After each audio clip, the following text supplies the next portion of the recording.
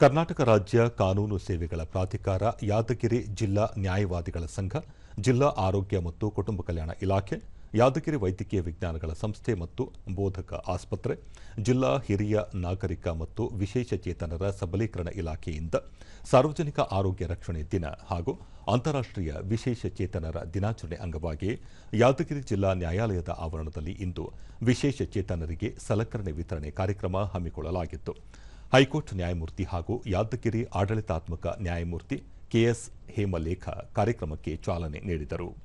ಹೈಕೋರ್ಟ್ನ ನಿವೃತ್ತ ಮುಖ್ಯ ನ್ಯಾಯಮೂರ್ತಿಗಳಾದ ಪಿಎಸ್ ದಿನೇಶ್, ಯಾದಗಿರಿ ವೈದ್ಯಕೀಯ ವಿಜ್ಞಾನಗಳ ಸಂಸ್ಥೆ ಮತ್ತು ಬೋಧಕ ಆಸ್ಪತ್ರೆಯ ನಿರ್ದೇಶಕ ಡಾ ಸಂದೀಪ್, ವಿವಿಧ ಇಲಾಖೆಯ ಹಿರಿಯ ಅಧಿಕಾರಿಗಳು ಹಾಗೂ ನ್ಯಾಯಾಧೀಶರಾದ ಮರಿಯಪ್ಪ, ನಾಗಪ್ಪ, ಆರ್ಎಸ್ ಪಾಟೀಲ್ ಮತ್ತಿತರರು ಉಪಸ್ಥಿತರಿದ್ದರು.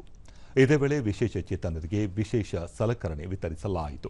ರಕ್ತದಾನ ಹಾಗೂ ಉಚಿತ ಆರೋಗ್ಯ ತಪಾಸಣೆ ನಡೆಯಿತು.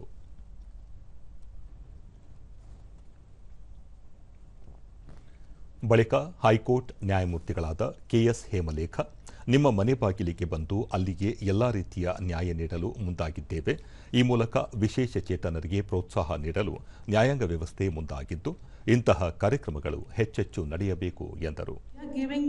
ನಿಮಗೆ ಪ್ರೋತ್ಸಾಹ ಮಾಡಲಿಕ್ಕೆ ಯು ಆರ್ ಆಲ್ ನೀವೆಲ್ಲರೂ ನಮ್ಮ ತರಾನೇ, ನೀವು ಅದಕ್ಕೆ ನೀವೇನು ಕಡಿಮೆ ಮಾಡ್ಕೋಬೇಕಂತ ಏನಿಲ್ಲ. ನಿಮಗೆ ಇನ್ನೂ ಜಾಸ್ತಿ ಆಗಲಿ, ನಿಮ್ಗೆ ಜಾಸ್ತಿ ಪ್ರೋತ್ಸಾಹ ಬರಲಿ ಅಂತ ಇದು ಕೊಡ್ತಾ ಇದ್ದೀವಿ.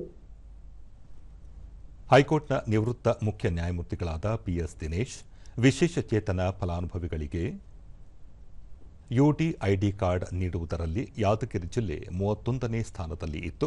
ಈಗ 12ನೇ ಸ್ಥಾನಕ್ಕೆ ಬಂದಿರುವುದು ಖುಷಿಯ ಸಂಗತಿ ಎಂದರು. ನಿಮಗೆ ಏನು ನಿಮ್ಮಿಂದ ಕೈಲಾದ ಸಹಾಯ ಇದೆ ಅದು ಮಾಡಬೇಕು ಅನ್ನೋದು ಒಂದು ಪ್ರತಿಯೊಬ್ಬ ಮನುಷ್ಯನ ಒಂದು ಕರ್ತವ್ಯ ಆಗಿದೆ. ಯಾದಗಿರಿ ವೈದ್ಯಕೀಯ ವಿಜ್ಞಾನಗಳ ಸಂಸ್ಥೆ ಮತ್ತು ಬೋಧಕ ಆಸ್ಪತ್ರೆಯ ನಿರ್ದೇಶಕ ಡಾ ಸಂದೀಪ್, ಪ್ರತಿಯೊಬ್ಬರೂ ತಮ್ಮ ನೆರೆಹೊರೆಯವರಿಗೆ ಸಾಧ್ಯವಾದಷ್ಟು ಸಹಾಯ ಮಾಡಬೇಕು. ಈ ಮೂಲಕ ನ್ಯಾಯ ಒದಗಿಸಬೇಕು. ಪ್ರಮುಖವಾಗಿ ವಿಶೇಷಚೇತನರಿಗೆ ನೆರವು ನೀಡಲು ಸರ್ಕಾರದ ಸೌಲಭ್ಯ ಒದಗಿಸುವ ಜವಾಬ್ದಾರಿ ಸಂಘ ಸಂಸ್ಥೆಗಳು ಮಾತ್ರವಲ್ಲ, ಎಲ್ಲರ ಮೇಲಿದೆ ಎಂದು ಹೇಳಿದರು.